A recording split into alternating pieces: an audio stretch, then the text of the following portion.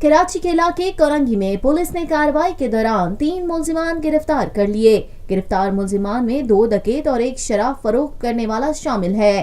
Police हुक्काम का कहना है कि डकैत मुलजिमान से 2 पिस्तौल, मसरूका मोटरसाइकिल बरामद किया, जबकि दूसरे मुलजिम से शराब की 21 बोतलें बरामद हुई। कराची के इलाके सुल्तानाबाद में पुलिस ने खुफिया इत्तला पर छापा मारा। छापे में 2 मुनशियात फरोश कारिंदे गिरफ्तार, जबकि एक फरार होने में कामयाब हो गया। पुलिस का कहना है कि गिरफ्तार मुलजिमान से भारी मिकदार में मुनशियात बरामद कर ली गई है। अलावा अज़ा पुलिस की कार्रवाई में सुराबकोट से 2 डकैत गिरफ्तार हुए। मुलजिमान से 1 पिस्तौल, मोटरसाइकिल भी बरामद कर ली गई। पापोश नगर में पुलिस ने छापे के दौरान डकैत से असलहा और छीनी गई मोटरसाइकिल भी बरामद कर ली।